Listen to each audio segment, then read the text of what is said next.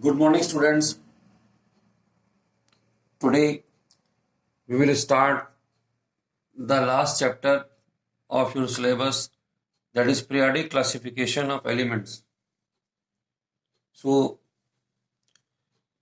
in this chapter, we have to study these topics. So, when we study the chemistry, the basic thing of the chemistry involves about the elements.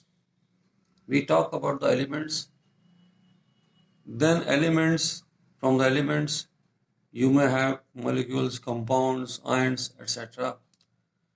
So the whole chemistry depends upon in the whole chemistry we study about the elements which are the building blocks of all the things which you study in the chemistry. अब ये जो elements हैं, बहुत से elements ऐसे हैं कि जो सिमिलर प्रॉपर्टीज रखते हैं, कुछ एलिमेंट्स जो हैं वो अलग प्रॉपर्टीज रखते हैं. एलिमेंट्स की कुछ बेसिक प्रॉपर्टीज हैं जैसे कि उनका एटॉमिक नंबर, उनकी वैलेंसी, उनके साइज. फिर उसके बाद में इन एलिमेंट्स की केमिकल प्रॉपर्टीज भी हैं कि वैलेंसी स्पेशली वो तो केमिकल प्रॉपर्टी ही वहीं से डिसाइड हो जाती है कि कोई एलिमेंट जो है वैलेंसी कितनी रखता है, किस तरह की वैलेंसी रखता है, इलेक्ट्रोवैलेंसी रखता है कि कोवैलेंसी रखता है, फिर वो इलेक्ट्रॉन आसानी से निकालता है कि नहीं निकालता है, किस तरह से शेयरिंग करता है. तो ऐसी बहुत सी प्रॉपर्टीज अब आप जानते भी हैं, उनका आइडिया भी है, पर अभी भी बहुत सी प्रॉपर्टीज जो हैं, अगर हम बात करें 100 एलिमेंट्स की या 118 एलिमेंट्स की, तो उन सब की प्रॉपर्टीज को याद रखना आसान नहीं हमारे लिए. तो इसी चीज को देखते हुए साइंटिस्ट जो थे, इन एलिमेंट्स जो इतने नंबर्स में आज प्रेजेंट हैं, किसी समय में इतने एलिमेंट्स नहीं थे हमारे पास में, इनकी काउंटिंग कम थी.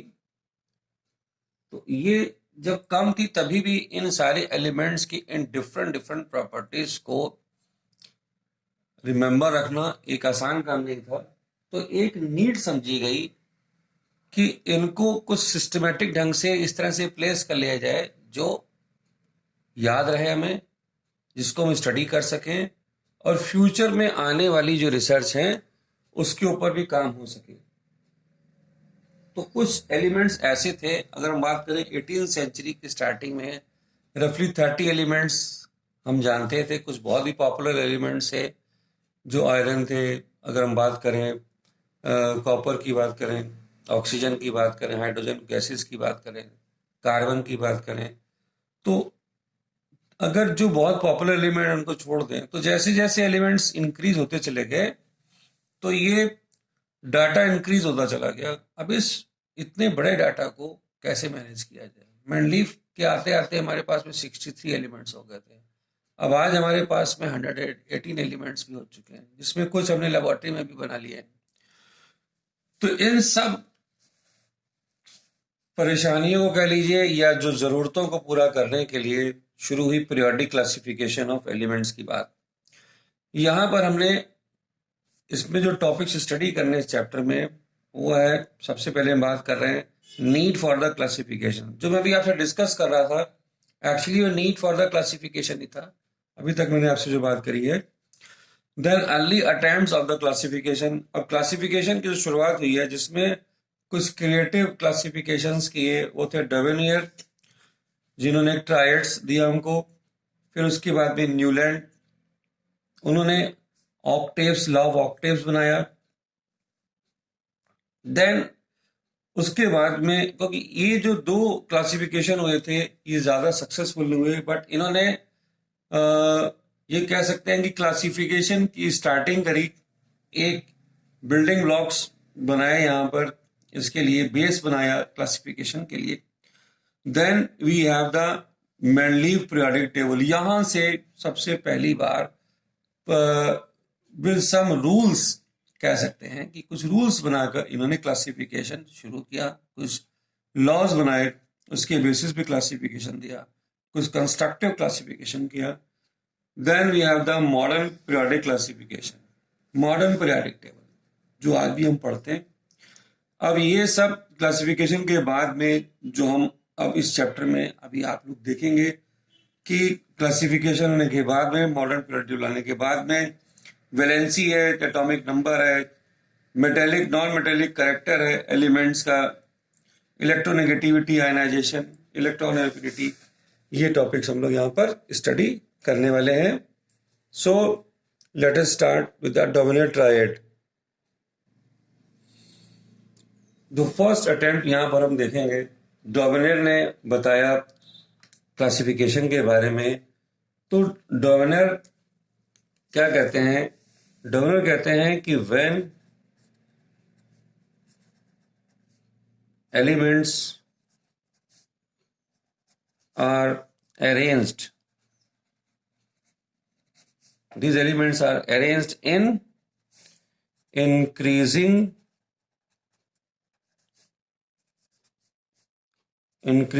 order of atomic mass.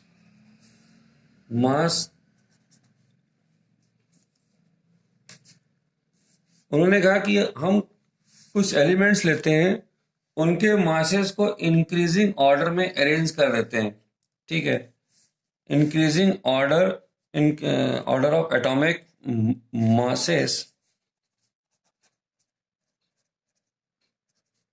masses, then atomic mass of middle element is equal to the arithmetic mean of other two elements. तो उन्होंने क्या किया कि एलिमेंट्स, उन्होंने कहा कि आप ले लीजिए, उन एलिमेंट्स को अरेंज कर लीजिए एटॉमिक मासेस के ऑर्डर में. अब यहां पर अगर हम बात करें, एग्जांपल एक लेते हैं, जैसे कि हमने लिथियम, सोडियम, पोटेशियम यहां पर. तो यहां पर हम देखते हैं कि जो लिथियम है उसका एटॉमिक मास कितना है? 7. सोडियम का एटॉमिक मास कितना है हमारे पास में? 23. और ये है पोटेशियम, इसका एटॉमिक मास कितना है? 39. तो डोवेलेर ने ऐसे तीन एलिमेंट के ग्रुप बनाए यहाँ पर. ये तीन एलिमेंट्स के जो ग्रुप बनाए, तो इस ग्रुप में अगर हम यहाँ पर देखें, जो 3 एलिमेंट हमको दिए हुए हैं, लिथियम, सोडियम, पोटेशियम. अब यहाँ पे अर्थमेटिक मीन अगर निकालें लिथियम और पोटेशियम के, इन दोनों का अगर अर्थमेटिक मीन निकालते हैं, तो यहाँ पर अर्थमेटिक मीन अगर हम देखें यहाँ पर of lithium and potassium masses कितना आ जाएगा? 7 + 39/2, 46/2, 23. ये जो 23 आया है, ये क्या है? एटॉमिक मास ऑफ सोडियम आ गया. तो उनका यह कहना था कि अगर इस तरह से हमें एलिमेंट्स को अरेंज करें, increasing order of their masses arrange करें, तो जो हमारे फर्स्ट और जो थर्ड एलिमेंट है, इनके मासेस का जो अर्थमेटिक मीन है, ये मैच कर रहा है हमारा मिडिल वन का. तो इन तीनों की प्रॉपर्टी सेम होगी. तो ये तीनों एलिमेंट अब ये है क्या? all the 3 elements are alkali metals. ये सब के सब क्या हैं? एल्कली मेटल्स हैं. ये पहली प्रॉपर्टी हमको यहाँ पर दिखाई दे रही है। ओके, इसके बाद में और भी ग्रुप्स उन्होंने बनाए। इसके लिए अगला ग्रुप हम यहां पर देखेंगे कैल्शियम। नेक्स्ट ग्रुप हम लेते हैं यहां पर कैल्शियम, स्ट्रॉन्शियम और बेरियम। कैल्शियम, स्ट्रॉन्शियम और बेरियम। नाम आप सिंबल ऑफ कैल्शियम बेरियम का तो पहचानते हैं। इसको अब मैं नाम लिख देता हूं यहां पर, नहीं तो आपको इसमें ये आप ज्यादा इससे यूज टू नहीं है। यहां पर स्ट्रॉन्शियम के लिए ऐसा सिंबल है इसका, ये है कैल्शियम, बेरियम। तो ये मासेस क्या है इनके, इसका एटॉमिक मास है 40, ये 88 और इसका है 137। अब यहां पे हम देखें arithmetic mean of calcium and barium masses 40 plus 137 और 2, ये आ गया आपका 177/2 और ये हो गया 88.5। तो यहां पर देखिए ये क्या है, अप्रोक्सीमेटली इक्वल टू है। ये क्या है, यहां पर जो एटॉमिक मास है, यहां पर एटॉमिक मास ऑफ स्ट्रॉन्शियम कितना था, 88। तो ये दोनों मासेस हमारे जो हैं अप्रोक्सीमेटली इक्वल हैं। ये जो हमने मीन निकाला है और जो एक्चुअल यहां पे इसका मास है, ये अप्रोक्सीमेटली इक्वल है। तो इसलिए उन्होंने कहा कि इनकी प्रॉपर्टी भी सेम होनी चाहिए। तो और ये क्या कहलाए, these elements are known as alkaline earth elements। alkaline earth elements इनको बोला गया। तो ये सेकंड ग्रुप उन्होंने बनाया। फर्स्ट ग्रुप उन्होंने बनाया था एल्कली मेटल्स का। तीसरा एक ग्रुप फिर उन्होंने और दिया क्लोरीन, ब्रोमीन और आयोडीन का। तीसरा एक ग्रुप और दिया क्लोरीन, ब्रोमीन और आयोडीन का। तो यहां लिख लेते हैं हम लोग, ये थर्ड ट्राइड है। ये जितने हम लोग ये पढ़ रहे हैं इसको बोलते हैं डोमिनेंस ट्राइड्स, क्लोरीन, ब्रोमीन और आयोडीन। क्लोरीन का एटॉमिक मास जो है वो 30.5 है, 35.5 है। ब्रोमीन को हम 80 लिखते हैं और आयोडीन को लिखते हैं 127। अब इनका अर्थमेटिक मीन क्या है, इनका arithmetic mean of chlorine and iodine masses हो गया 35.5 प्लस 127 162.5/2, ये आया 81.25। ये भी अप्रोक्सीमेटली देखिए ब्रोमीन के इक्वल है। तो ये क्या है हमारा atomic mass of bromine, that is 80। तो अप्रोक्सीमेटली इसके इक्वल आ रहा है। तो ये तीन ग्रुप्स जो उन्होंने बनाए थे, इसको हम लोग जो उन्होंने बनाए थे, अच्छा ये तीन एलिमेंट्स क्या कहलाते हैं, इसको हम लोग कहते हैं, ये सब हमारे पास में हेलोजेंस। इन एलिमेंट को क्या बोलते हैं हम लोग, इनको बोलते हैं हेलोजेंस।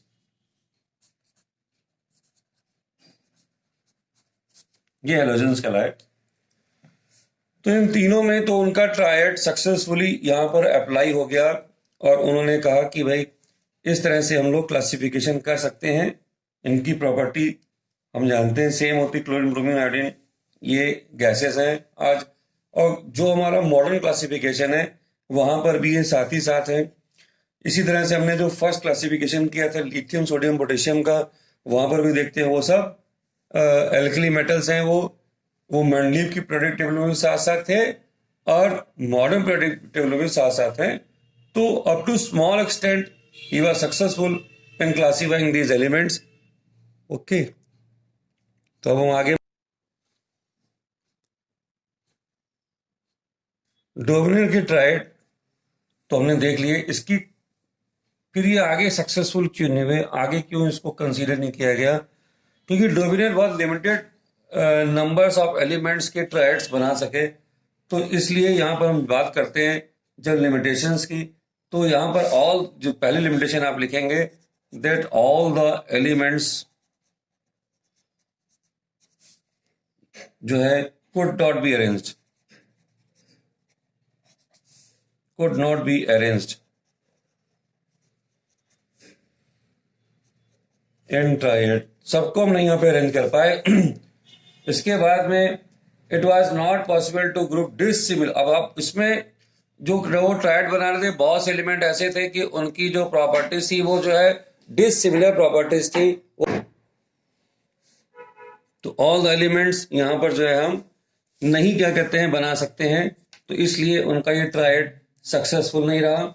और दूसरा, बहुत से जो ट्रायड जब बनाने की कोशिश की गई तो जो डिसिमिलर प्रॉपर्टीज थी वो भी यहां पर आ गई। तो some groups were having dissimilar elements मिल गए इसमें इन ट्रायड। तो यहां पर केवल अर्थमेटिक मीन निकालना ही काफी नहीं था।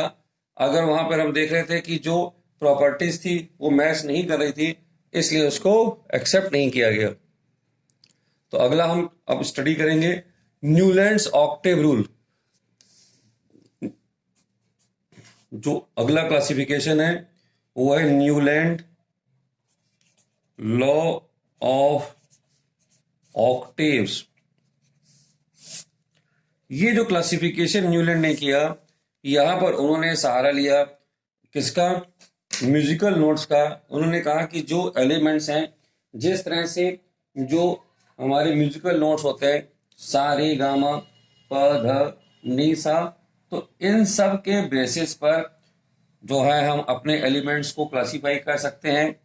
अगर हम म्यूजिकल नोट्स की बात करें, जिसको आप कहते हैं सा रे ग म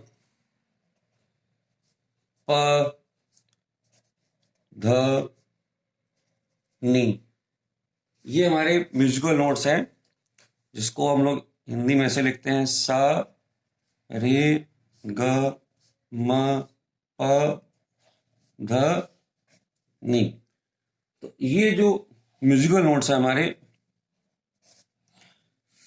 इसकी नंबरिंग है 1 2 3 4 5 6 7, और जब नंबर 8 पर आते हैं तो दोबारा से सा आ जाता है। तो उन्होंने कहा था इसी तरह से अगर हम एलिमेंट्स को अरेंज करें इंक्रीजिंग एटॉमिक मासेस में, तो वहां पर भी जो 8वें नंबर पे जो एलिमेंट आएगा उसकी प्रॉपर्टीज पहले एलिमेंट्स के जैसी ही हमको मिलेंगी। तो उसको उन्होंने कैसे लिखा, कैसे बताया उन्होंने इसको? मतलब अगर हम लिखना चाहें तो प्रॉपर ढंग से, तो हम लिखेंगे according to the Newland, when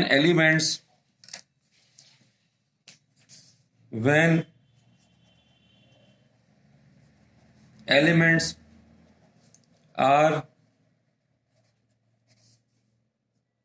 arranged in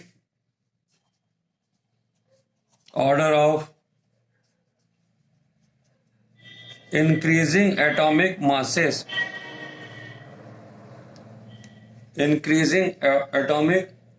में हम उसको इंक्रीज कर रहे हैं इसको, देन फर्स्ट एलिमेंट यहां पर जो होगा, the first element is having similar properties to the 8th element. तो जो 8वां एलिमेंट होगा उसके साथ में प्रॉपर्टी सेम हो जाएगी। तो आइए देखते हैं कौन कौन से एलिमेंट यहां पर हम कंसीडर कर सकते हैं इसके अंदर, इस टेबल के अंदर। तो यहां पर हमने स्टार्टिंग करते हैं हम लोग हाइड्रोजन से। Hydrogen, lithium, beryllium, boron, carbon, nitrogen, oxygen, ये एलिमेंट्स यहां पर हम इसको कंसीडर करते हैं। ठीक है, तो कितने एलिमेंट हो गए हमारे पास में? ये 1 2 3 4 5 6 7 एलिमेंट्स हमारे पास में ये हैं। और चाहे तो यहां पर इसको हम लिख भी सकते हैं, स रे ग म प ध और नी। अब ऑक्सीजन की बात में जो अगला एलिमेंट क्लासिफिकेशन में आ रहा है वो आ रहा है फ्लोरीन, फिर आ रहा है सोडियम, मैग्नीशियम, एल्यूमिनियम, एल्यूमिनियम के बाद में silicon, phosphorus, sulphur, chlorine, potassium, calcium और सो ऑन। 7 14 15 और यहां पर ये देखिए, तो उनका ये कहना था कि अब अगर हमने ऐसे अरेंज कर दिया तो ये देखिए इनकी प्रॉपर्टी सिमिलर मिलेगी, इनकी प्रॉपर्टी सिमिलर मिलेगी। तो ये हमने अभी थोड़ा देर पहले जब डोमिनेंट ट्रायड आपको डिस्कस किया था तो वहां भी देखा था लिथियम, सोडियम, पोटेशियम यहां पर प्रेजेंट। वहां पर जो है फर्स्ट जो ट्रायड उन्होंने बनाया था लिथियम, सोडियम, पोटेशियम का ही बनाया था, वो ट्रायड हमको यहां पर भी दिखाई दे रहा है। तो ये इसका मतलब ये था कि जो डोमिनेंट ट्रायड था यहां पर न्यूलैंड के ऑक्टेव में भी वो प्रेजेंट है। कभी कभी क्वेश्चन भी पूछा जाता है कि क्या डोमिनेंट का ट्रायड यहां पर न्यूलैंड के लॉ ऑफ ऑक्टेव्स में प्रेजेंट है? तो यस, हम यहां कह सकते हैं कि इसका ये ट्रायड जो डोमिनेंस का ट्रायड है वो न्यूलैंड के लॉ ऑफ ऑक्टेव में भी प्रेजेंट है। तो अब यहां पर जो उनकी बात थी कि अगर हम प्रॉपर्टीज देखना चाहते हैं तो हाइड्रोजन से चलकर जो एर्थ एलिमेंट है वो हमारा है फ्लोरीन। तो ये एर्थ एलिमेंट की प्रॉपर्टी मैच कर रही है। फ्लोरीन से अगर यहाँ पे हम चलेंगे एर्थ तो क्लोरीन की प्रॉपर्टी मैच कर रही है।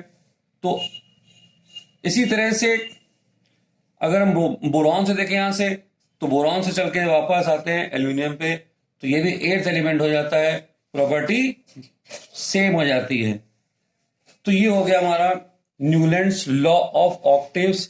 इस तरह से उन्होंने इन एलिमेंट्स को यहां पर अरेंज किया, लेकिन बहुत ज्यादा एलिमेंट्स वो इस अपने क्लासिफिकेशन में कंसीडर नहीं कर पाए। 20 तक तो उनका ये क्लासिफिकेशन, ये यहां तक देखिए कैल्शियम तक ये सब क्लासिफिकेशन ठीक जा रहा था। उसके बाद में उनकी क्लासिफिकेशन में डिसिमिलर एलिमेंट्स आ गए, जैसे कि उनकी क्लासिफिकेशन में यहां पर ऑक्सीजन और सल्फर के नीचे आ गया आयरन। अब ये प्रॉपर्टी बिल्कुल मैच नहीं करती आयरन की ऑक्सीजन के साथ में। यहां पर एक एलिमेंट उनका आ गया यहां पर कोबाल्ट और निकेल उनके एलिमेंट आ गए, तो ये भी मैच नहीं करती यहां पर ऊपर वालों के साथ में, इनके साथ में। ये हेलोजेंस हैं, ये गैसेस हैं, ये मेटल्स हैं, तो ये मैच नहीं कर रही थी यहां पर ये प्रॉपर्टीज। तो इस तरह से लिमिटेड नंबर ऑफ एलिमेंट्स के लिए इनका भी क्लासिफिकेशन एक सक्सेसफुल क्लासिफिकेशन था, उसके बाद में ये सक्सेसफुल नहीं हुआ। तो यहां पर इसकी भी लिमिटेशंस को हम देखेंगे अभी।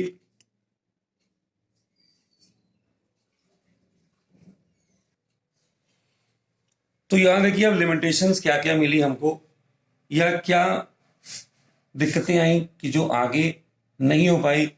तो सबसे पहले बात कि जो इनका क्लासिफिकेशन था, this classification was to up to calcium.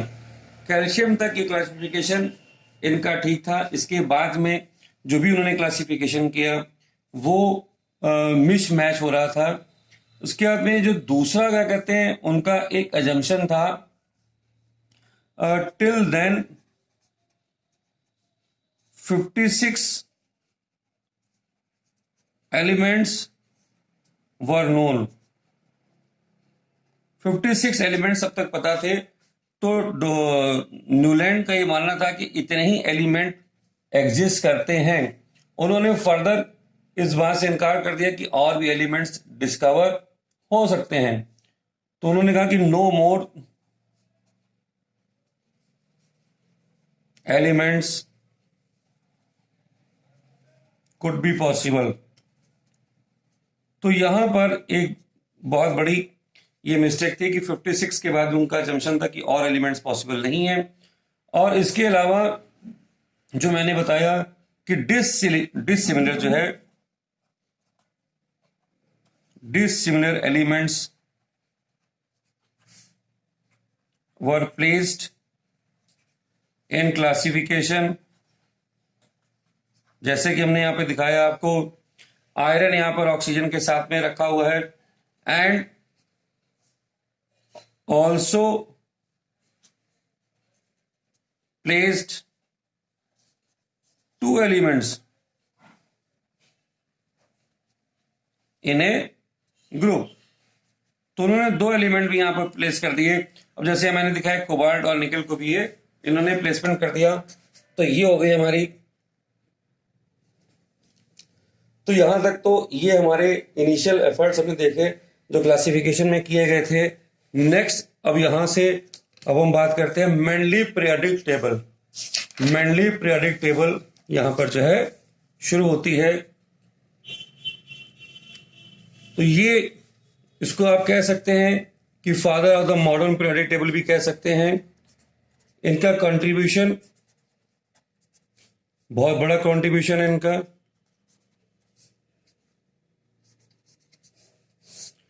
तो Mendeley was the first person who had given the proper classification of the elements, और उन्होंने एक नया लॉ दिया क्लासिफिकेशन के लिए।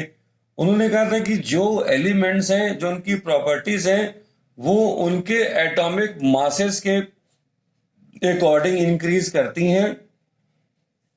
तो जो उन्होंने लॉ दिया कि physical and chemical properties of elements are periodic function of their atomic masses। तो उन्होंने यहां पर एटॉमिक मासेस को प्रेफरेंस तो दिया ही दिया, also he considered the physical and chemical properties in his classification of elements। यहां पर उन्होंने एक तो एटॉमिक मास की बात करी कि एटॉमिक मास से प्रॉपर्टी डिसाइड होती हैं, और दूसरा इस अपने क्लासिफिकेशन को करते समय उन्होंने केमिकल प्रॉपर्टीज और फिजिकल प्रॉपर्टीज को भी यहां पर कंसीडर किया। तो इन दोनों चीजों को कंसीडर करके ही उन्होंने अपना क्लासिफिकेशन यहां पर दिया था। तो उनकी क्लासिफिकेशन की जो प्रॉपर्टीज हैं, या जो उनकी हम अगर बात करें पीरियोडिक क्लासिफिकेशन